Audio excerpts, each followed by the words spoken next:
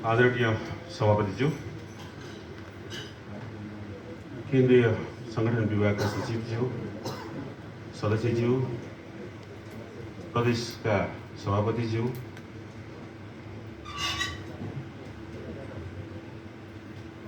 काठमाडौँ महानगरका संयोजकज्यू,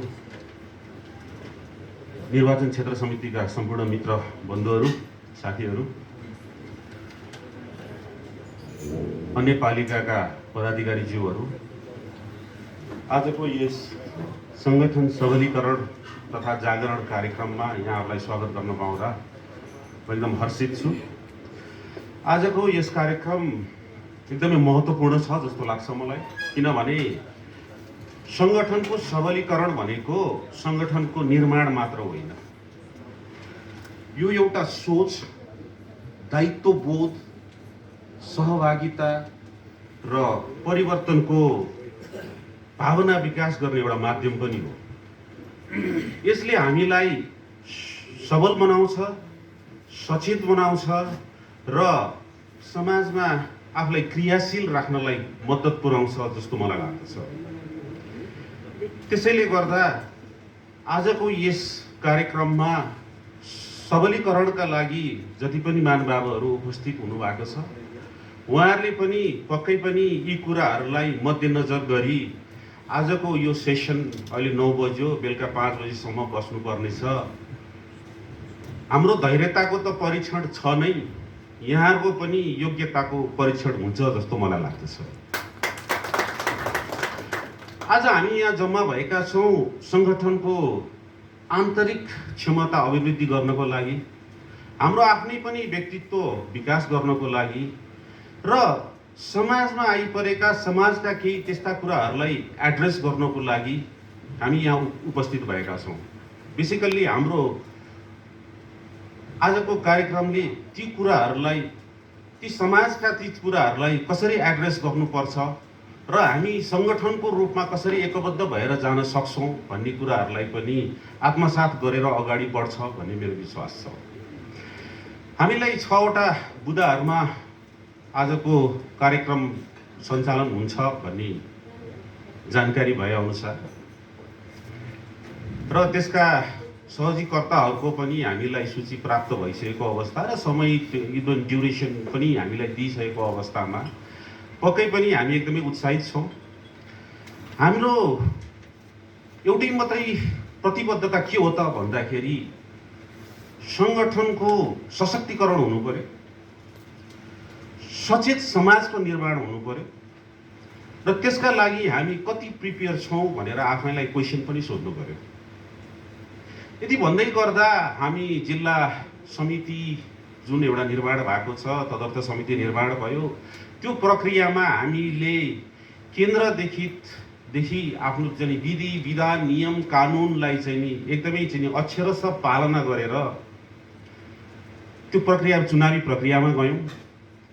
त्यो प्रक्रियाबाट कतिपय साथीहरू एक आपसमा लड्दै गर्दा हाम्रै एरिनाबाट बाहिर पनि हुनुभयो, तर पनि हामीले कसैलाई फेरि एकचोटि लडेको मान्छे अझ बलियो भएर उठेर आउनुपर्छ भनेर हामीले उहाँहरूलाई कहीँ पनि समावित गर्ने अथवा चाहिँ कहीँ पनि अर्को चाहिँ पोजिसनमा लिएर आएर घुसाउने कामहरू हामीले गरेनौँ।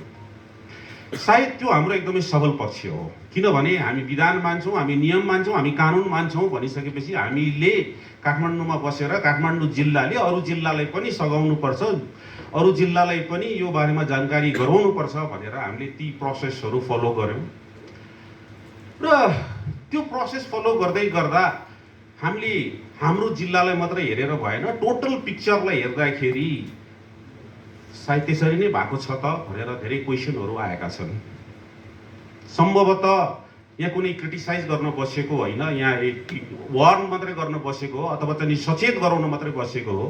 कसैलाई व्यक्तिगत लान्छना मैले लाउन जायज हुँदैन। आज हामी एकदम ऊर्जाका साथ आएका छौँ, तर माथिबाट हामीलाई कुनै चाहिँ विधि विधानहरू दिँदै गर्दा, नियम कानुनहरू दिँदै गर्दा सबैभन्दा पहिले आफैपट्टि फर्केर हेर्नुपर्छ जस्तो मलाई चाहिँ लाग्दछ। किन यो मैले भनिरहेको छु त भन्दाखेरि हामीले जिल्लाको मिटिङहरू बसेर आज चाहिँ 8 वटा चाहिँ हामीले चाहिँ पूर्ण सदस्यहरूको मिटिङ बसिसकेर हामीले विभिन्न कुराहरू आजको गतिविधिहरू कसरी अगाडि बढ्नुपर्छ, के गर्न सकिन्छ भनेर हामीले विभिन्न क्वेसनहरू हामीभन्दा माथिल्लो निकाय प्रदेश र प्रदेशबाट केन्द्रमा समेत पठाएका छौँ र जुन विधि विधान अनुसार हामीले पठाएका छौँ एउटा चेन अफ कमान्डलाई रेस्पेक्ट गरेर अब च्यानल अफ कम्युनिकेसनलाई रेस्पेक्ट गरेर त्यसको उत्तर चाहिँ हामीले पाइरहेको अवस्था छैन। थाहा छैन त्यो कहाँ अड्किन्छ, प्रदेशबाट केन्द्र पुग्छ कि पुग्दैन, केन्द्रमा पुगेर पनि एउटा समितिमा अड्किन्छ कि अथवा हामीले इन्फर्मल्ली अरू मान्यज्यूहरूलाई अरू केन्द्रका सदस्यज्यूहरूलाई यो बारेमा जिज्ञासा राख्दाखेरि उहाँहरू अनभिज्ञ हुनुहुन्छ। I don't think this is what we are looking for. हामीले चेन अफ कमान्ड, हामीले चाहिँ च्यानल अफ कम्युनिकेसन भन्दै गर्दाखेरि यही चेन अफ कमान्ड र यही च्यानल अफ कम्युनिकेसन चाहिँ हामीले खोजेको होइन होला। त्यो भएको हुनाले म विशेष गरी दुईटा चरित्र देख्छु एउटै व्यक्तिमा। एउटा म जस्तै माइक पाउँदाखेरि, अर्को काम गर्दाखेरि। त्यो चाहिँ एकदमै घातक छ जस्तो लाग्छ मलाई। हिजो इन्फर्मल कम्युनिकेसनमा पनि मैले केही कुरा साथीहरूसँग राखेको थिएँ। हाम्रो पार्टीमा विषयजी हेर्नु पर्यो नि त, हामीले पनि केही कुरा सिक्न पाउनु पर्यो नि अरूबाट पनि भनेर केही कुराहरू हेर्दै गर्दाखेरि एउटा मुमाराम खनालजीको चाहिँ नि पोडकास्ट हेरेको थिएँ। अस्ति एउटा चाहिँ हाम्रो मिलन पाण्डेजीको पनि पोडकास्ट हेरेको थिएँ हाम्रो नरोत्तम सरसँग। उहाँहरूलाई चाहिँ नि कोट गर्दाखेरि राजनीतिक विशेषज्ञको रूपमा लिइँदो रहेछ। अनि मलाई यसो रियलाइज भयो उहाँहरू राजनीतिक विशेषज्ञ, तर कुनै जमानामा उहाँहरू पनि कुनै पार्टीमा आबद्ध हुनुहुन्थ्यो।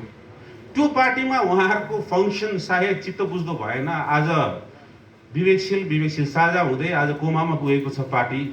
उहाँहरू त्यसैको सदस्य हुनुहुन्थ्यो, एउटा चाहिँ राम्रै पोजिसनमा हुनुहुन्थ्यो, तर उहाँहरूले त्यो पार्टीलाई अगाडि बढाउन सक्नु भएन र आज कोमामा छ।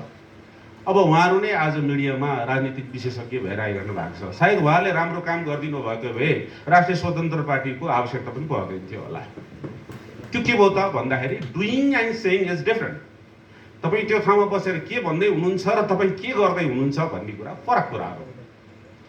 त्यही भएर कतिको विचार राम्रो लाग्छ तर काम राम्रो लाग्दैन, कतिको काम राम्रो लाग्छ तर विचार राम्रो लाग्दैन। तर हाम्रो यो चाहिँ सङ्गठनको निर्माणको प्रक्रियामा यी दुईटै पक्षलाई सँगसँगै लिएर जानु जरुरी छ। मैले यो किन जोड्न खोजिरहेको छु त भन्दाखेरि आजको सबलीकरणका लागि जुन महानुभावहरू आउनु भएको छ उहाँहरूले पनि यसलाई मध्यनजर गरेर आजको तपाईँहरूको प्रेजेन्टेसन दिनु होला भन्ने मेरो आग्रह हो। किन भन्दाखेरि हामीलाई केही कुरो भन्नु अगाडि हामी सबै मच्योर छौँ, we are well educated, we know what is what होइन। हामीलाई सबै कुराहरू थाहा छ, धेरै कुराहरू हामीलाई थाहा छ हो। विस्तृत एकदम चाहिँ इन्टरनल चाहिँ कुराहरू धेरै थाहा छैन होला, कसैको व्यक्तिगत कुरामा जानु जरुरी पनि छैन होला, तर हामीलाई पनि सर्फेसमा धेरै कुराहरू थाहा छ। संसारमा के भइरहेछन् सबैको हातमा मोबाइल छ, सबैले पढ्नु भएको छ। हाम्रै चाहिँ नि राजनीतिक परिवेशमा के भइरहेछ सबैले जान्नु भएको छ। यसमा धेरै कुराहरू आवश्यक नहोला, तर हाम्रो पार्टी आज कुन धरातलमा छ, आज नेपालको राजनीति कुन धरातलमा छ, हाम्रो पार्टी त्यहाँ कहाँ स्ट्यान्ड आउट हुन्छ र त्यहाँबाट हामी कहाँ जान खोजेको, हाम्रो गन्तव्य के हो भन्ने कुरा निक्योल गरेर र त्यो गन्तव्य पहिचान गर्नको लागि कुन बाटो हिँड्न पर्ने हो त्यसको चाहिँ नि हामीलाई जानकारी गराइदिनु होला। हाम्रो भूगोल फरक छ, हाम्रो चाहिँ नि सोसियो इकोनोमिक कन्डिसन फरक छ, हाम्रो चाहिँ नि सोसल एस्पेक्टहरू फरक छन्, आज त सोसल मिडिया फरक छ। यो सबैको बिचमा यी सबैले चिरेर हामी कसरी अगाडि बढ्न सक्छौँ, हामीलाई त्यो उत्प्रेरणा चाहिएको छ। आज यहाँ गरेको प्रेजेन्टेसन स्पेसिफिक कोर सब्जेक्टमा बाहेक यहाँ गरेको प्रेजेन्टेसन र बागमती प्रदेशकै रसोमा गरेको अर्को प्रेजेन्टेसन सायद मेल नखान सक्छ, किनभने हामी आफै पनि फरक छौँ। त्यहाँको भौगोलिक स्थिति फरक छ, त्यहाँको इकोनोमी फरक छ, त्यहाँको सोसाइटी फरक छ। यस्तो माइन्युट विषयहरूलाई पनि यहाँहरूले चाहिँ नि केलाउने प्रयास गरिदिनु होला। म जति पनि हाम्रो यस्तो प्रोग्रामहरूमा जान्छु धेरैजना हाम्रो अग्रजहरूले नेताजीहरूले एउटा कुरा कहिले पनि भन्न छुटाउनुहुन्न। त्यो के हो त भन्दाखेरि हाम्रो सभापतिज्यूको जुन देश बनाउने ढुकढुकी उहाँको सपनालाई साकार पार्नको लागि म यो पार्टीमा जोडिएको हुँ भनेर। सायद हामी सबै नै त्यही हो, हामीले मञ्च पाएनौँ भनेनौँ, उहाँहरूले मञ्च पाउनुभयो भन्नुभयो, कुरा त्यति मात्रै फरक हो। तर त्यसै भन्दै गर्दा मलाई कता कता फेरि अलिकति माइन्युटली केलाउन मन लाग्छ।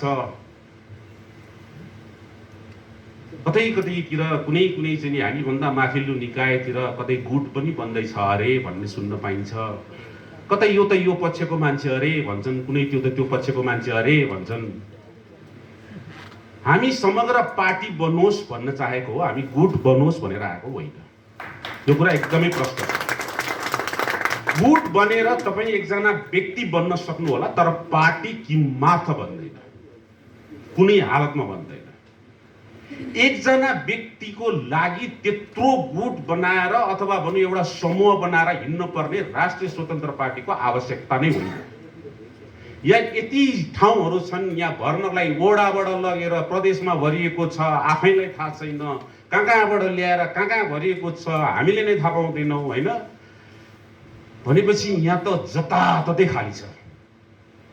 तपाईँहरू आज पोजिसनको हिसाबले माथि हुनु होला, पोजिसनको हिसाबले रेस्पेक्टेबल ठाउँमा हुनु होला, रेस्पोन्सिबल ठाउँमा पनि हुनु होला। जति रेस्पेक्टेबल र रेस्पोन्सिबल ठाउँमा हुनुहुन्छ त्यति एकाउन्टेबल पनि हुनुहुन्छ भन्ने कुराको पनि हेक्का राख्नु होला।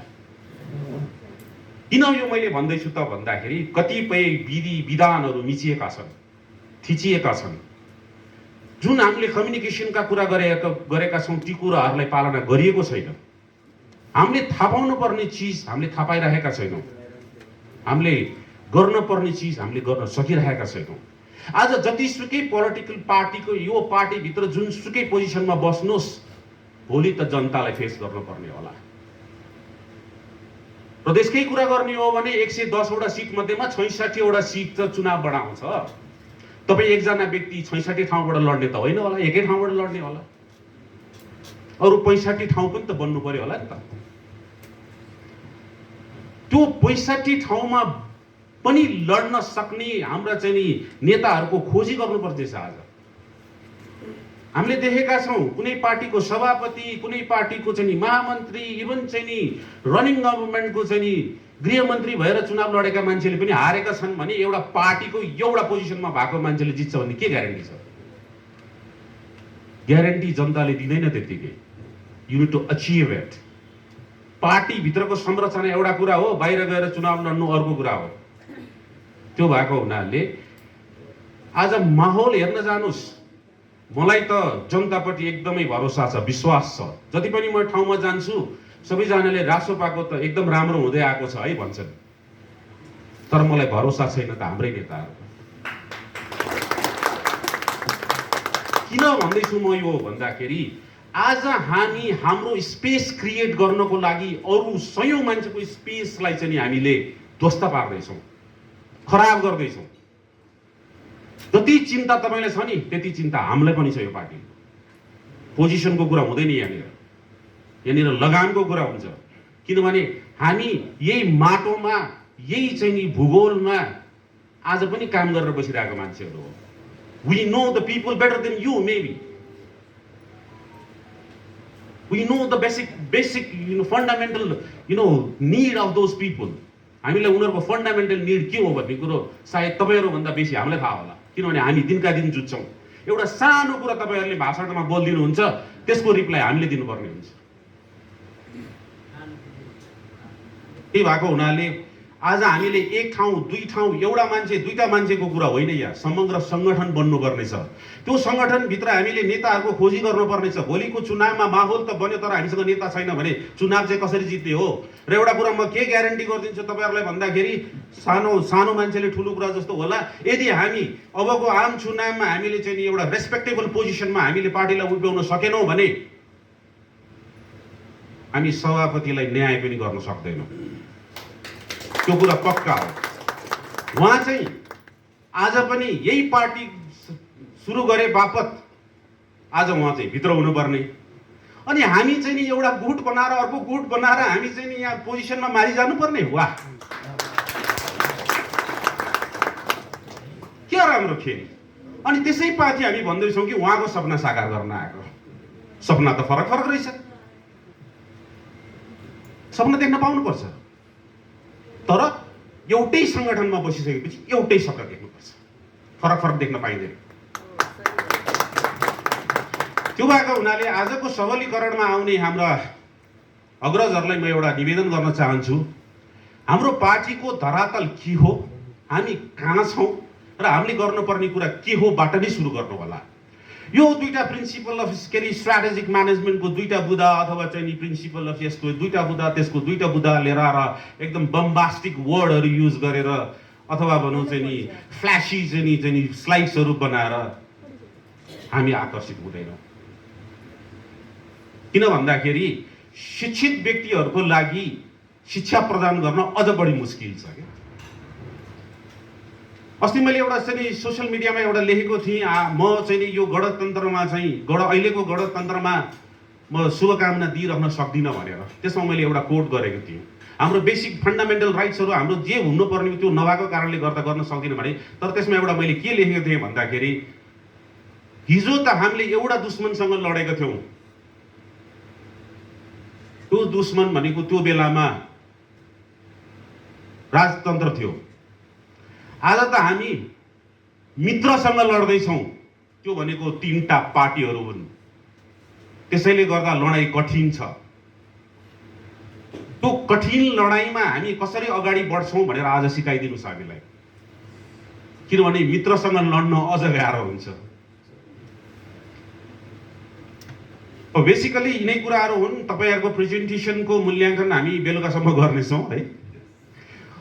यो मैले कुनै चाहिँ नि फेरि तपाईँहरूलाई अन्यथा भन्न खोजेको पनि होइन, किन भन्दाखेरि हाम्रो समय, हाम्रो चाहिँ नि जुन यो टाइम र चाहिँ नि जुन रिसोर्सको चाहिँ नि हामीले जति युटिलाइज गरेका छौँ त्यसको रिटर्न हामीले पाउनै पर्छ, त्यो हाम्रो हक हो राइट। त्यही भएर केही कुरो सिकेर जाउँ।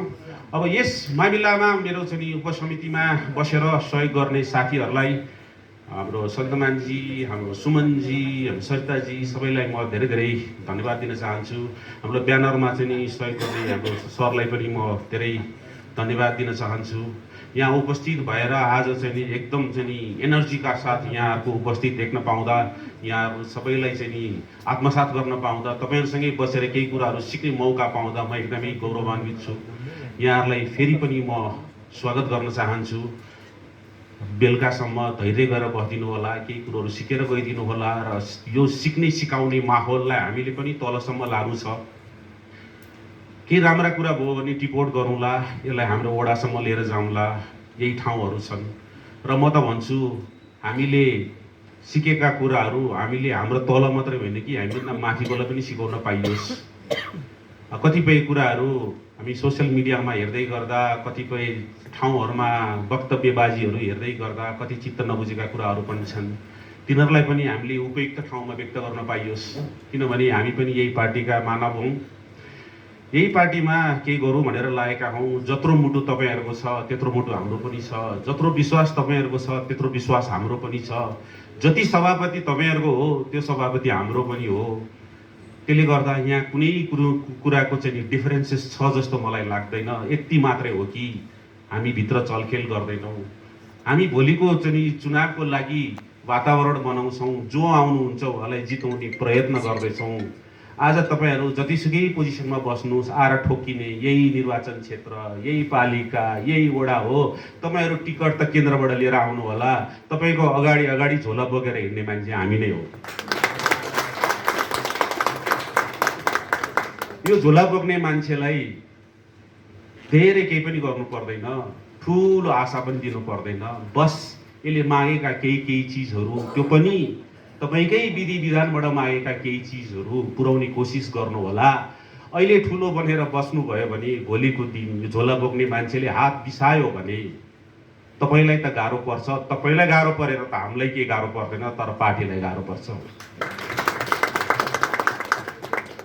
त्यसले गर्दा अब जति बोल्यो त्यति कुराहरू आउँदै जान्छ, बोल्न सबैले जानेकै छ है। यहाँलाई एकमुष्ट फेरि पनि स्वागत गर्न चाहन्छु। आजको यस कार्यक्रम सफल होस्, सौहार्द वातावरणमा होस्, त्यही शुभकामना व्यक्त गर्न चाहन्छु। जय गणेश।